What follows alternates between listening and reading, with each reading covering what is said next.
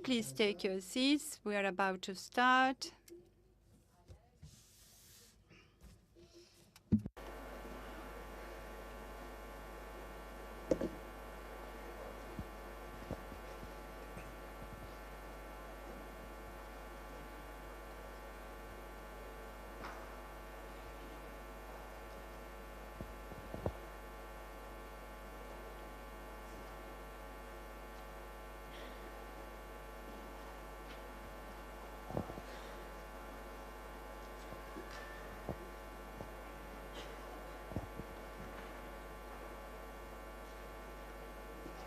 Hola, muy buenas. Hello, good afternoon. I'm Alonso Cerdan. I work for the support unit of the Open Government Partnership. Let me welcome you to the closing ceremony of our Americas Regional Meeting of the OGP. We will have a very quick and nice emotional closing ceremony in only 15 minutes. All of that. First, as you know, we've recently announced that in OGP we have ambassadors, female ambassadors, that will give us political support. And from the region, our ambassador is Alicia Barcena. Unfortunately, she's not here with us, but she has made a video clip which we will screen now.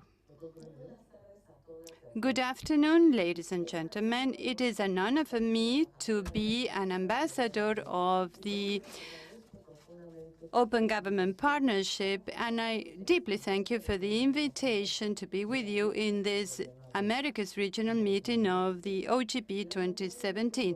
Unfortunately, because of commitments that I couldn't avoid, it wasn't possible for me to be there with you, even though I tried. And that is why I wanted to share with our Latin American community this online message at the time of the closing of the conference that was convened in Buenos Aires, that I'm certain has been a very fruitful space for the exchange of experiences and practices on open government, which we consider the new paradigm in the management of the public. The Open Government Partnership, launched at the 66th General Assembly of the United Nations in September 2011, is a global effort seeking to improve the quality of politics and public services, and thus be within the scope of citizen participation. Out of the 75 member countries, 16 are from our region, and out of these 16, they have committed to meet minimum standards of transparency, access to information, and citizen participation, and above all, to be accountable, and to collaborate with all stakeholders in the resolution of public problems, which are fundamental in the implementation of the Agenda 2020 and in the achievement of the Sustainable Development Goals. The commitment has led many countries to develop even second and third generations of national plans with actions to make of open government a new way of managing the public. Agenda 2030 is our roadmap for the next 13 years, and therefore we must put at the center of our work poverty eradication and the eradication of all types of inequalities. In this so relevant agenda, we also address climate change, inequalities, cities, gender equality. But in order to achieve the goals and the targets, what we have to change is the paradigm of public management, because we must have an integrated vision of the economic, the social, and the environmental, and we must rethink the institutionality to coordinate its implementation. It requires the setting up of a new framework for public governance and a state architecture that ensures, above all, the Target 16, which is the promotion of peaceful and inclusive societies and facilitate access to justice at all levels. Open government policies and its three principles, transparency, accountability, and citizen participation, adopt the use of information technologies and data as resources and tools to develop more significant, more meaningful interactions between governments and citizens, open data to promote transparency processes, and the development of creative solutions and new public services. It is a case of making progress with the electronic government in our hands, but always with open government policies. When we speak of open data, electronic government, open government, we're not talking about technology.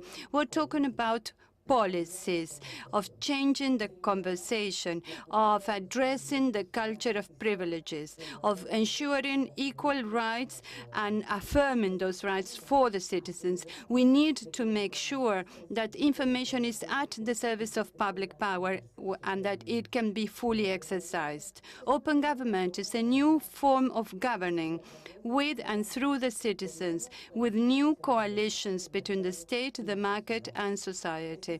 That is how it is so necessary and pressing to go towards a broader and more realistic conception of citizenship and a new governance guiding open government, and above all, open state, including incorporating the three branches of power to talk about politics with a capital P. It is key to consolidate the regional progress made in innovation and citizen participation, mostly for the youth. This is about building an empowered citizenship, responding their demands with greater transparency, which cannot be put off.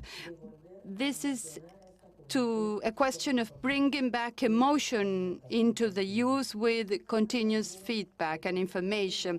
We should have our private sector becoming a long-lasting ally of citizens and governments, promoting the dissemination of innovation and new technologies, and being active participants of the debate on sustainable development, thus generating new business models that are more inclusive and sustainable. Dear friends, I hope that these days of reflection and exchange have been of great use to you. From the ECLAC, we will be promoting and supporting the country through the way of openness and good government. There is no doubt that this is a paradigm that is only now starting, and we will not rest until everyone is included. As an ambassador, I will give you my support and my warm greetings.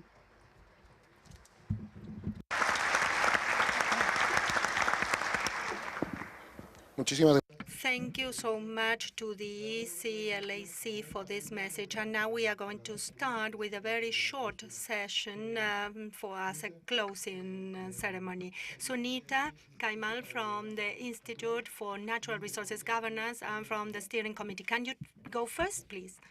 Great, thank you so much, Alonso. And first, I just wanted to take this opportunity to commend the Argentine civil society for an amazing civil society day that kicked off this week. I talked to so many colleagues who said they were energized, they were inspired, and they really came away with some key tools and networks to be able to carry their work forward. So I'd appreciate if you could just give a huge round of applause to the civil society colleagues.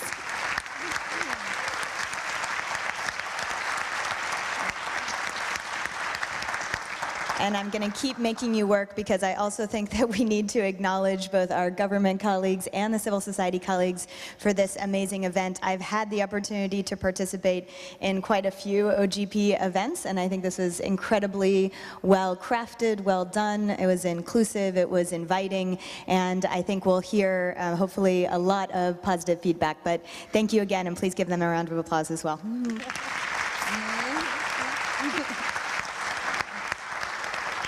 And last but not least, and then I promise that I'll stop making you clap, except for after my remarks, of course, that I would love to just acknowledge the OGP support unit. Alonso, I mean, you have done such an amazing job, but with your entire team, I felt like everywhere I looked, I was just amazed by how efficient, how productive, how responsive, and how on the ball the team was. So huge thanks to the OGP support unit.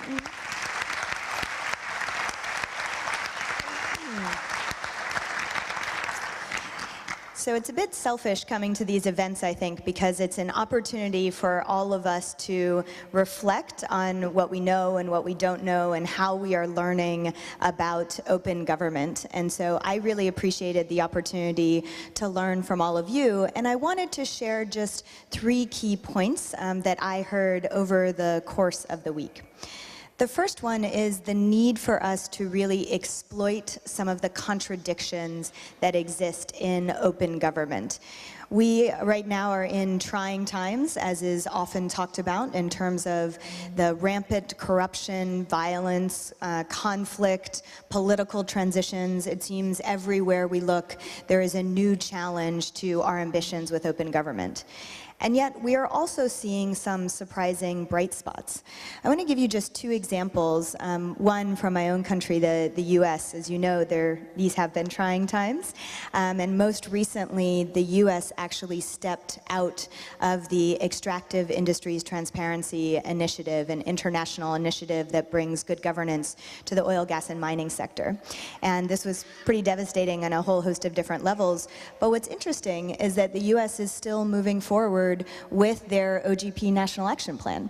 So while this one door closed, we as civil society saw that another door to work with government and to continue to work with reformers who want to push this agenda still exists. I think the flip side you may see in Mexico, when civil society stepped out of the process after there were devastating revelations of surveillance for key civil society activists, and they made the decision to walk from the OGP process. And yet, just recently at the EITI International Board meeting, Mexico was actually welcomed into the EITI initiative. So we're seeing these contradictions, and I think it is really up to us, both as government and civil society, to seek to exploit them. Secondly, I think it's incredibly important to reinforce the architecture of open government at this critical juncture.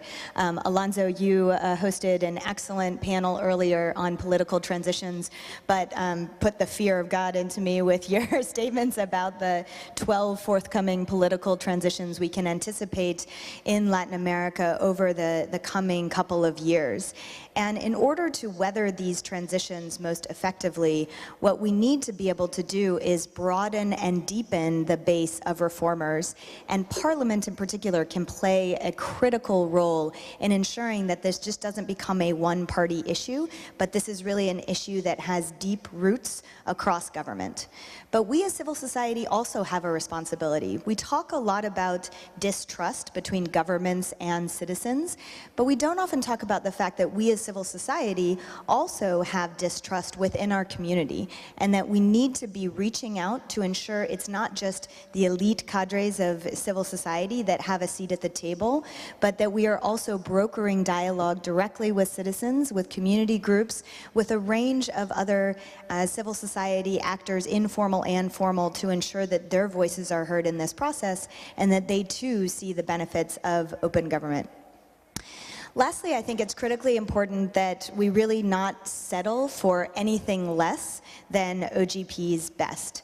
And what I mean by that is that in a recent session, a colleague referred to Latin America as being good students of OGP, and that essentially there's a lot going on in terms of positive process, but what's really missing is the ambition, those hard commitments around security, accountability, inclusion, really that which matters most in the areas that we need open government most. So I think that we have done a good job over the course of these couple days of calling out the ways in which OGP is falling short and not standing for things like surveillance of civil society activists or open washing. And we have to continue to be vigilant in this way of ensuring that we are really getting the best out of OGP.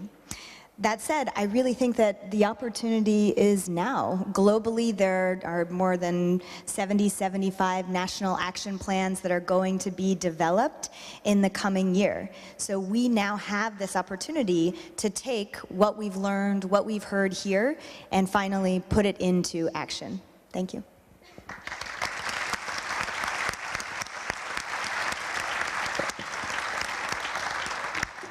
Muchísimas gracias. Thank you very much, Suneeta. I will now give the floor to Pablo Secchi from Poder Ciudadano. Thank you, Alonso.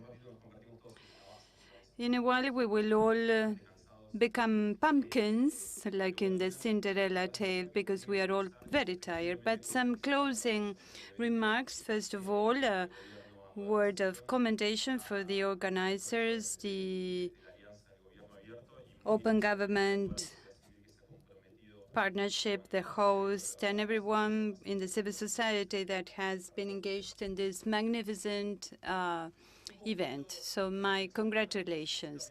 And now let me make a very brief reflection and share my thoughts. I'm changing the logics on what is open government. Goals, targets, sitting at a table, coming to an agreement. I think open government should become something that we might have learned from the actions on the gender issue. We should develop a perspective of open government that is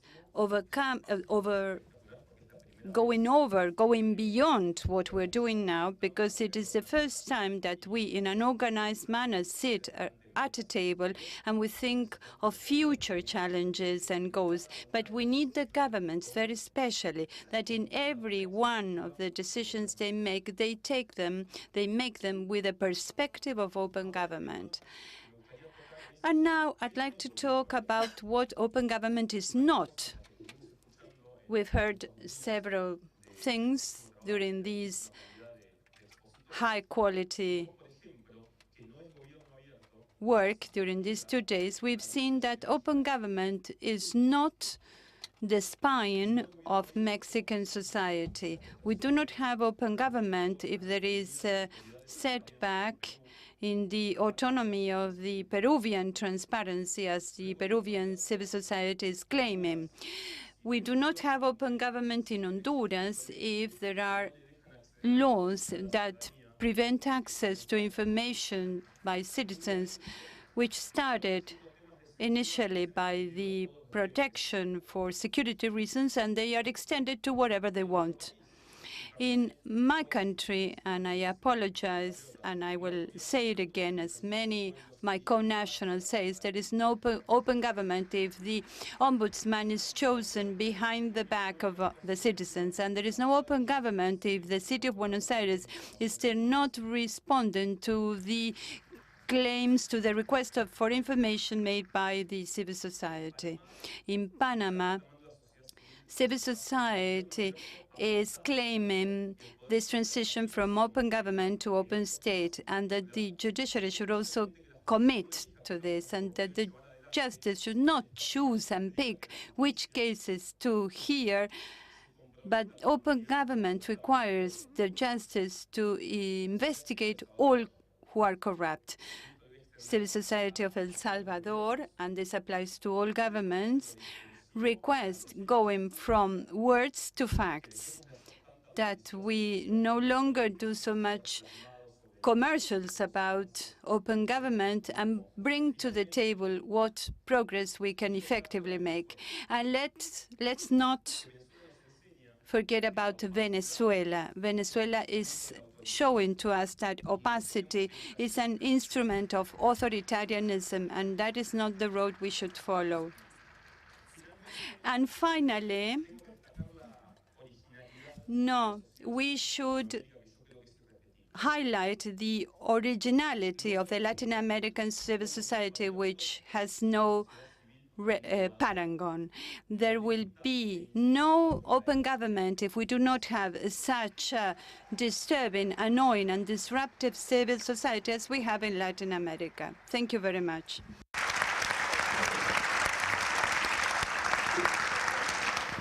Muchísimas gracias, Pablo. Ahora, Natalia, por favor. Bueno, buenas. Good afternoon to you all.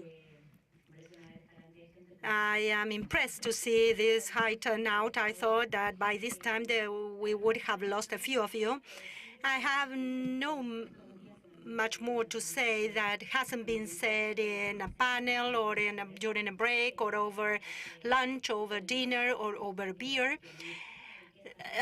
This kind of event is extremely rich because of the agenda that we worked so hard to develop, with calls for 4 or 5 hours with a lot of people at the same time.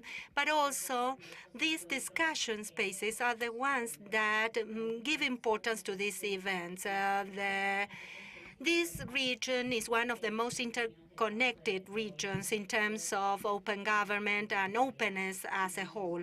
And we have a lot of examples of work of collaboration between the civil society and government, between governments, between civil society organizations. We can set an example for the rest of the world, and we should feel really proud. And I think that once again in this meeting, we saw the power of this agenda. Of course, we have thousands of challenges. Pablo mentioned a few, but the fact that so many of you are still here after 3 days, because actually we started on Thursday, so after 5 days of discussing these issues, this is proof of the importance that we attach to this agenda, no matter where we were, because today I'm here and tomorrow I may be sitting next to you. So all of us have a lot of passion for what we do. We take this really seriously, despite the jokes and the internal stories that we may have and jokes. So I have nothing but words of appreciation to all of you for being here, for participating, for taking the floor, for asking questions, for going to the different rooms, and for being here. We worked for many months for this to be a reality, and so I'm really moved. Thank you so much to all of you.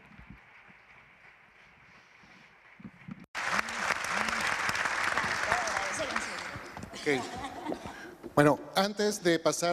Before starting with the words of appreciation, I would like to take just 1 minute to say that this community, these individuals that are here, are the Open Government Partnership. This community does not exist in any other place of the world. So I hope that we continue building it in Africa, in Asia, but for the time being, we are the only ones who have this. So look around you, look at each other's faces, because you will need one another.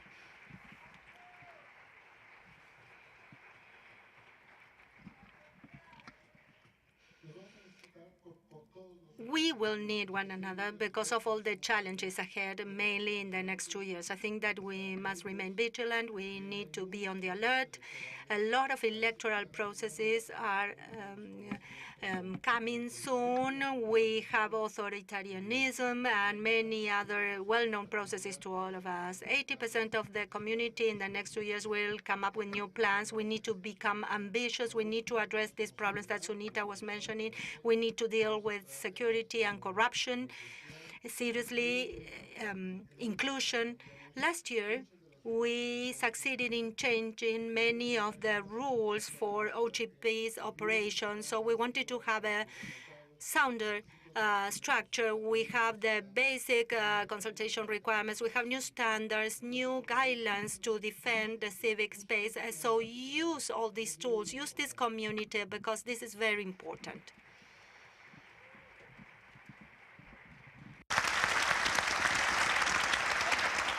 Y ahora sí, como los Óscares. Now, like in the Oscars ceremony, this is the way that we cannot forget about anyone. We would like to thank the Undersecretary's Office of Public Innovation and the Undersecretary's Office, Rudy Borman, Natalia Carfi, please.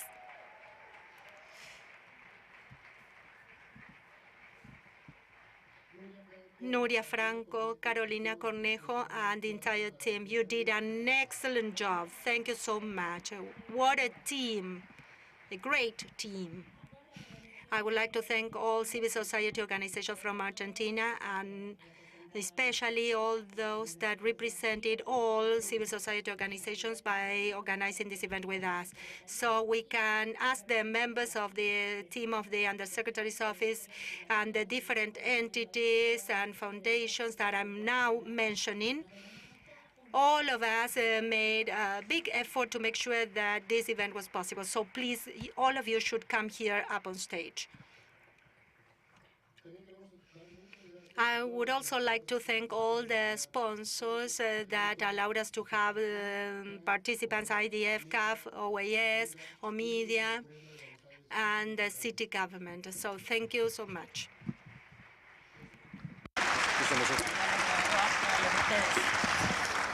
A todo el equipo.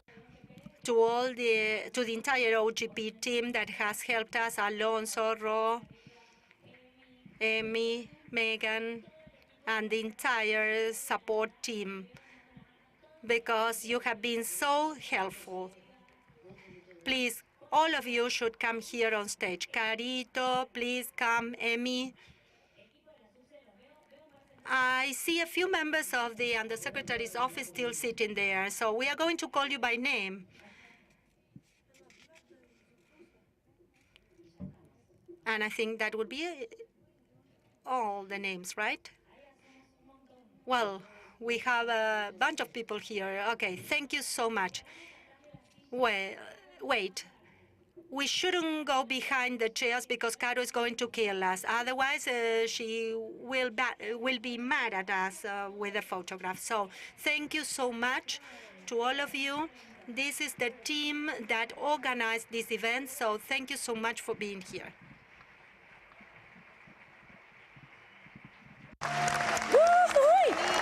Denny.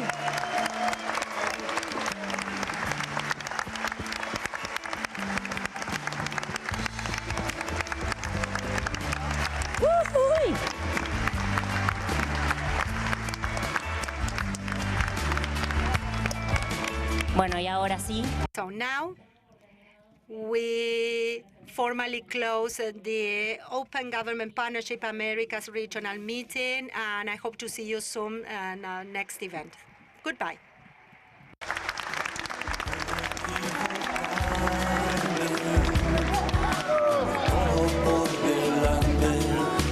Me sentí tan bien. Viajo sin moverme de aquí. Chicos del espacio están jugando en mi jardín.